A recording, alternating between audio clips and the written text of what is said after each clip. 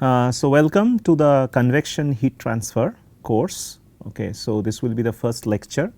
So before I go on and start describing that how we will approach this entire topic, let us have a very brief background that what is convection heat transfer per se.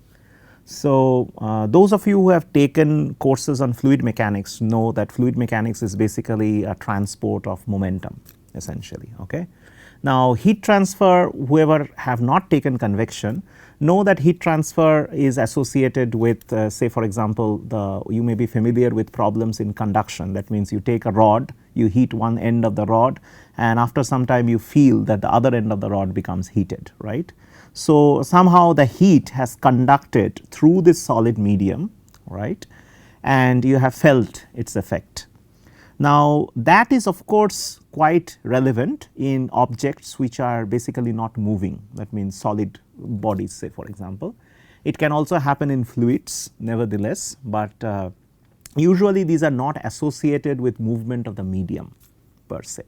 So by movement of the medium I mean that there is no transport that is happening, okay, between the two ends of the rod except through the process of diffusion or conduction that takes place through the rod.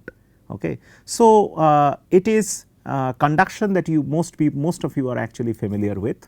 Convection may not be all that apparent, but the fact that convection is an important phenomena, if you look at any application in the world, right, anything, and that can range from microfluidics all the way up to large gas turbines. Okay.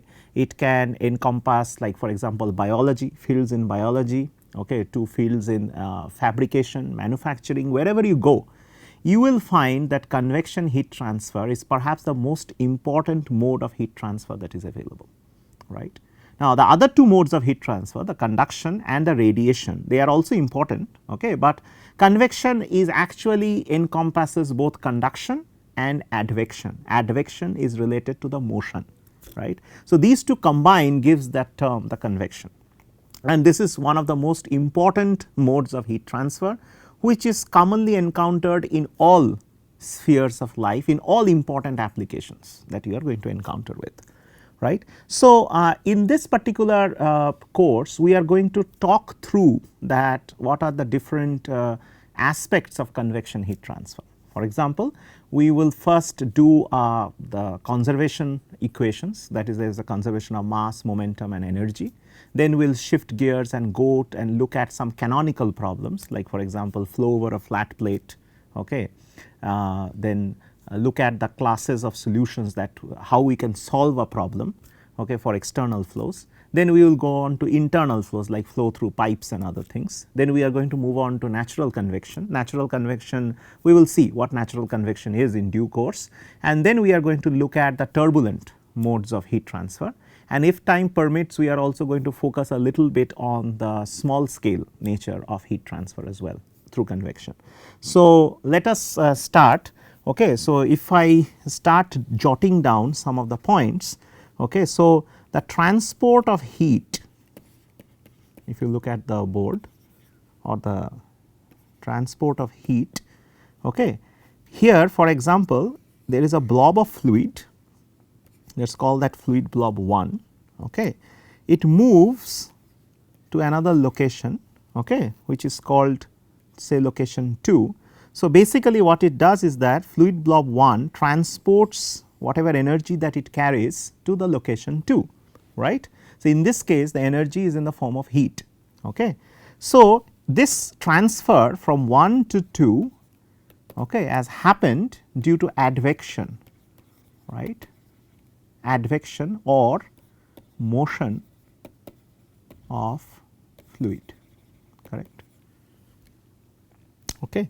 Now if this was conduction, this would have been a rod, say you apply heat to one end of the rod, after some, and you put your palm on this side of the rod or some kind of a sensor on this side, you will feel the heat after some time, right. So that would be conduction through the medium, okay, without this kind of a motion that you see over there, right.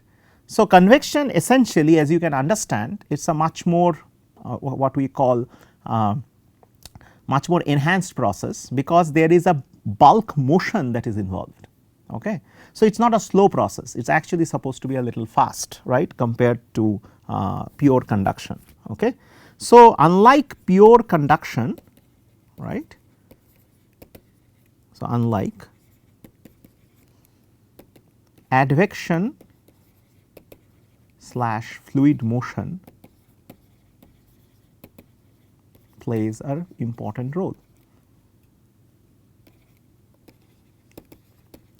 Now, if you look at it from the scheme of things, whenever there is fluid motion, that means there will be a lot of fluid dynamics that will be involved, because first you have to know the fluid dynamics of the flow field, right. Let us take an example. Let us take this example of a flat plate, right. This flat plate, and then there is a flow that is approaching the flat plate. Now, this flat plate, what might sound to be a very, why am I placing a flat plate in a flow field? This flat plate can be, say for example, a gas turbine blade, okay, a heated gas turbine blade which you need to cool, okay, otherwise this blade will actually crack. This is the most common gas turbine, as you know, is the most common form of power generation, okay, which drives the power in a aircraft, okay, or powers your house and all these things. Okay. So, it actually produces 25 to 30% of the world's power, right. So, in a gas turbine, the turbine blades needs to be cooled, so that they do not crack and they do not fail, right. So, you can imagine that this may be a heated plate at a temperature T1, and this may be a flow of cold fluid which is at a temperature T0, such that T1 is greater than T0, right. So, what you are essentially trying to do is that you are trying to extract the heat out of that plate, right. Now, if there was no flow, okay, if there was no flow, okay, in the absence of natural convection, this plate would have lost some amount of heat to the surroundings, correct. That would happen, right. That is also happens, say for example, if you place a heated heated rod in an ambient environment with no flow, say for example, you will find that this will cool, definitely it will cool down, because heat will flow from high temperature to low temperature no matter what, but it will take a very long time for it to cool, right.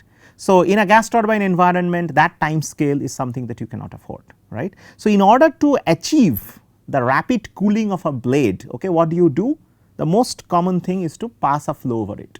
This is the same reason that if you have if say you are drinking tea, right. So, what happens is that you sometimes actually blow air over the tea to cool it down, correct. That is what we normally do. So, you just blow a little air, then you sip the tea, right. Why do you do that? You are basically creating a flow over the surface of the tea. Why? That is because you are trying to create a convective mode of heat transfer, so that you can extract heat at a very rapid rate. So, essentially that is the same thing. If you look at the PPT once again, or in the journal, you will find that this is a plate and there is a flow that goes over the plate, right, with the sole purpose of cooling it, right. Now, in order to describe this particular phenomena, say I as an engineer, I want to know that how this particular plate is going to get cold, right, what will be the temperature distribution in the near vicinity, right, how effective I can actually cool the whole thing. For knowing those answers, right, we have to first analyze the problem. And what is the analysis? First you have to solve what is the flow field, right. That means what will be the flow field? This flow which comes out nice and uniform as it encounters the plate, right, what will be the flow field looks like. Once we know the flow field, then you can use the flow field basically to solve the equation. So, the hierarchy is very simple. First you need to solve continuity, which is basically mass conservation. Next you need to solve the momentum, which is basically your fluid dynamics equation, right, and ultimately you need to solve your energy equation, okay, which if you solve it properly will give you the temperature field, right. Now, normally all these things may be actually coupled with each other, especially these two. What do I mean by coupling? Coupling, I mean that, say for example, take this example that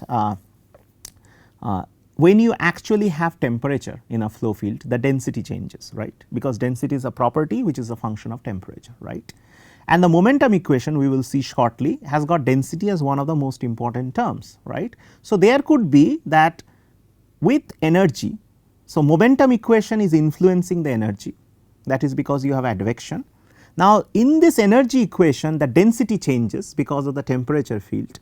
This density change once again feeds back into your momentum field, right, and that creates what we call a two-way coupling between the two. That means you cannot solve the two equations independent of each other, but in most of the cases you will find that the coupling is only one way. That means the momentum influences the energy, which it would because it is a flow. I mean, we will see that the energy equation will have the flow terms, right. So, you need to solve the flow field before you come to the energy equation, right, standard.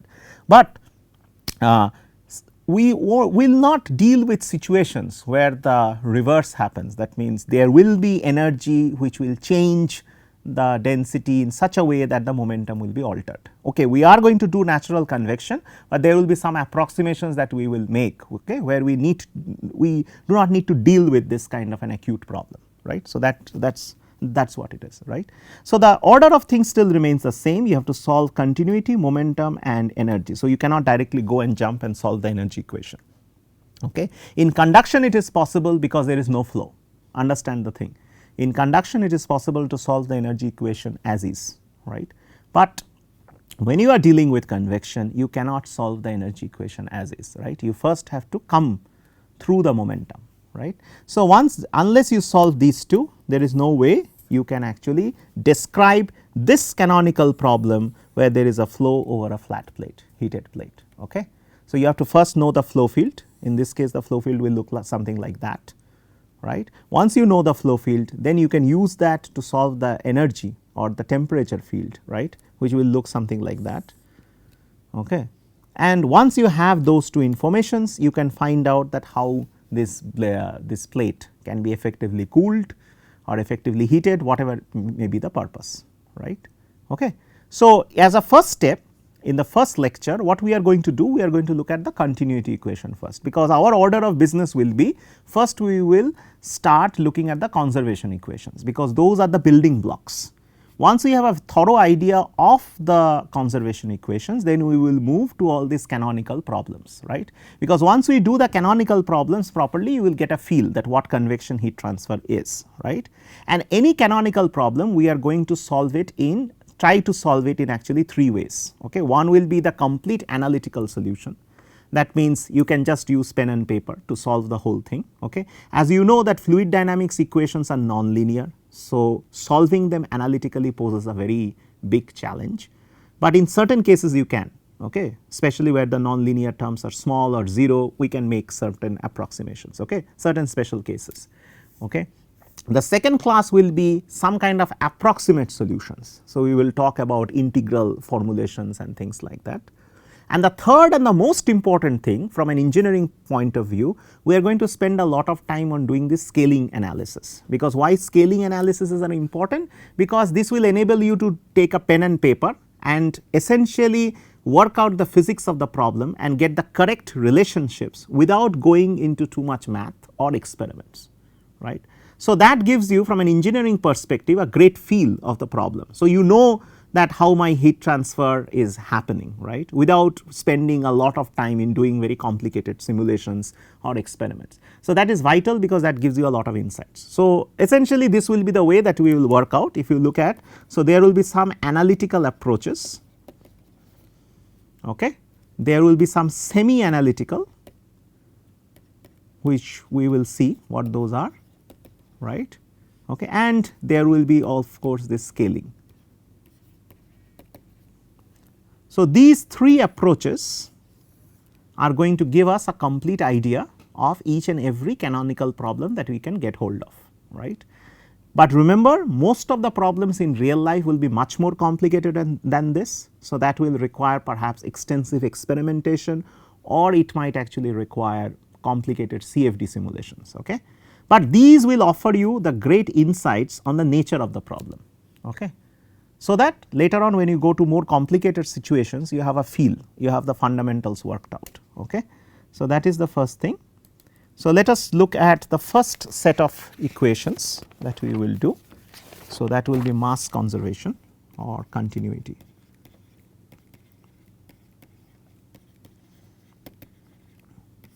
This is important. So, if you observe, let us take any arbitrary control volume. Okay. So, this is a control volume which can have multiple inlet and outlets, correct. So, there can be some inlets, some outlets, that means mass is entering into this control volume through multiple ways, and the mass inside the control volume can be allowed to change. So, that is MCV. So, for a control volume, so control volume in short as CV, MCV by dt, okay, is basically summation of all the inlet mass minus all the outlet mass, correct. So, whatever mass is coming in minus whatever mass is going out, that would dictate what is the change of mass within the control volume, right. This is a very simple thing that you have done in thermodynamics and other cases as well, right. So, there is a lot of inflow outflow. Now, if I make this control volume infinitesimally small,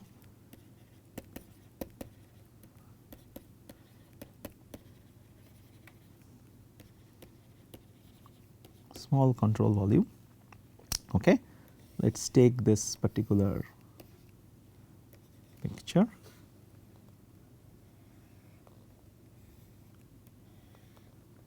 This is the control volume, though I have drawn it big, it is actually small, okay. And let us do it in 2D, okay, but potentially this can be done in 3D as well. So, there is no problem, but 2D is easier for people to understand. This length is delta x being a very small number. This length is basically delta y is once again a small number, right. So, what is happening? So, this is a very small control volume with delta x, delta y, that kind of a thing. Okay. So, what happens is that mass enters into this control volume through this phase, leaves this control volume through the other phase, right. Similarly, mass enters this control volume through this phase and leaves the control volume through this phase, right, phase. So, this particular phase, the mass can be written as rho v, okay, evaluated at y, okay, into some delta x, where v is basically the velocity in the y direction, right, v velocity in y direction, correct. So, you can understand this is the mass rho into v, okay, should give you the, and then multiplied by delta x, and this is a unit volume. So, you can basically the other phase, the 3D part of the phase is basically 1, okay. So, and what is leaving out, this will be still rho v, but it is evaluated as y plus delta y, okay. So, these two v's are not the same, one v is evaluated here at y and one v is evaluated at y plus delta y, this is also multiplied by delta x, correct. So, similarly on this phase what will happen, let me write it here, is rho u, right, evaluated at x into delta y, right, and what is leaving on the other side is rho u evaluated at x plus delta x, okay, into delta y, correct. Okay. So, this is the situation, right. So, once again u is evaluated at x, u is evaluated at x plus delta x, these two u's are actually different. Okay. So, coming back now, if we write all the inlet mass now within this control volume, right, what it will be? It will be rho u in evaluated at x into delta y, correct, plus rho v evaluated at y into delta x, correct. These are the, this is the mass that is entering inside the control volume, as you can see from the arrows, right. Then there are mass which is going out, which is m dot, right. So, that will be rho v evaluated at y plus delta y into delta x, correct, plus rho u into x plus delta x into delta y. Okay. Let's put a marker here so that you do not get confused. Okay. So, this is the inlet and the outlet mass, right. Now, how do we evaluate terms like this? That is a question, right, because we have to somehow cast it, right, in order to get an expression, cast it in some familiar form.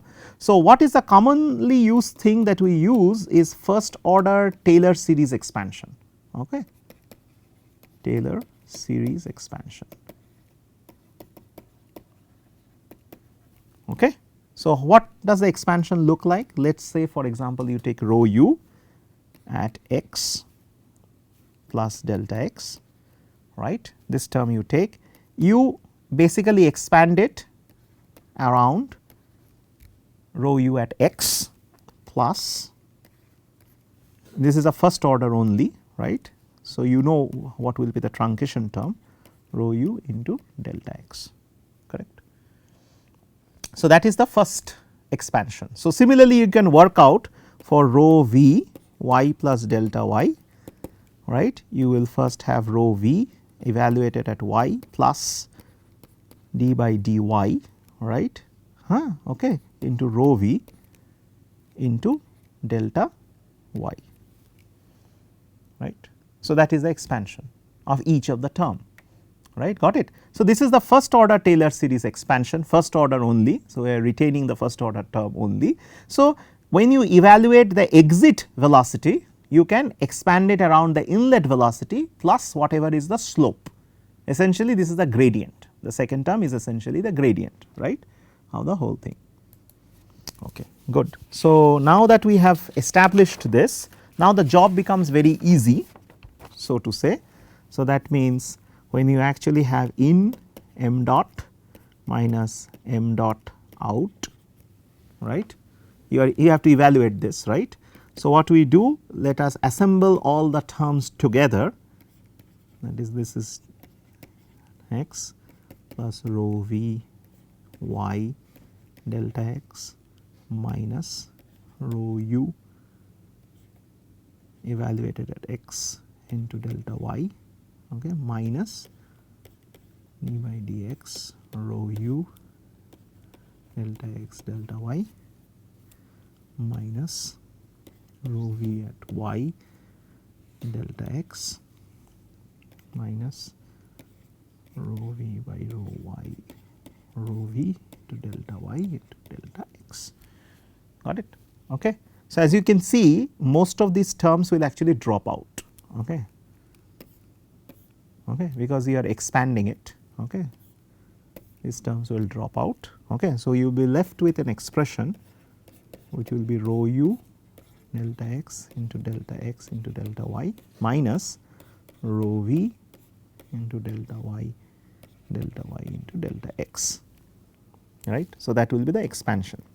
Now, so this actually tells you what is the mass going in, mass going out. What is the rate of change of mass within the control volume? That will be given by this rho delta x into delta y, right, because the other side of the control volume we always said it was unity, right. So, this should be now equal to, okay, equal to this particular term,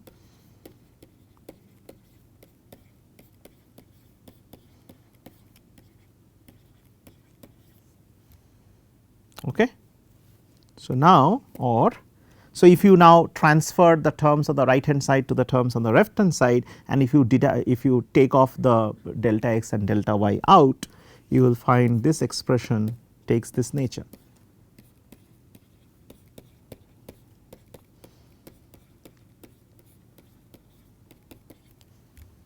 Right. If you want to write it in 3D, so this is actually strictly in 2D, right. If you want to put it in 3D, so that will give you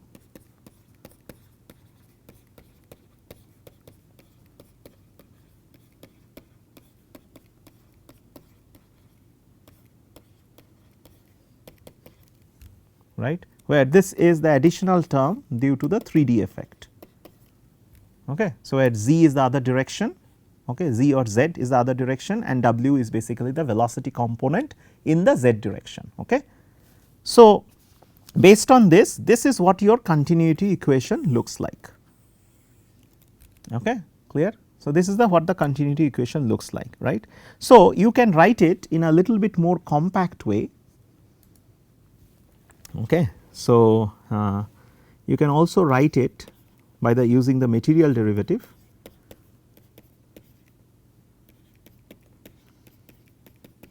This is the most compact way of writing the continuity equation, got it.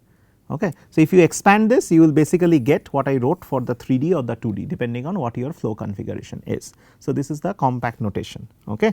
Now, for incompressible flow, things become a little bit more simple. Okay. What is incompressible flow? That means incompressible flow means that there is no density change, right.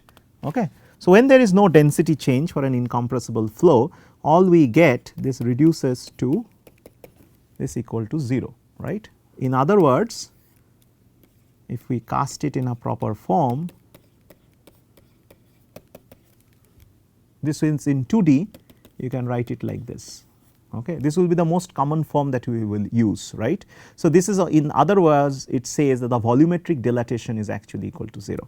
So, this is the most common form of the equation that you will get, du dx plus dv dy is equal to 0. If there is a third dimension, that will be plus dw dz will be also equal to 0, right. So, this is incompressible, right, when density is not changing, okay, with the flow field. Okay. So, this basically completes that from this continuity equation, all that in most of the flows which are kind of incompressible, we are going to deal with mostly incompressible flow, you will find that this is the most common form of equation that you will use. That means there is no volumetric dilatation of the flow field. Okay, there is no volumetric dilatation of the flow field. That is what this actually essentially means. Okay. So, in the next lecture, we are going to look at the situation in which we will look at the conservation of momentum now. Okay.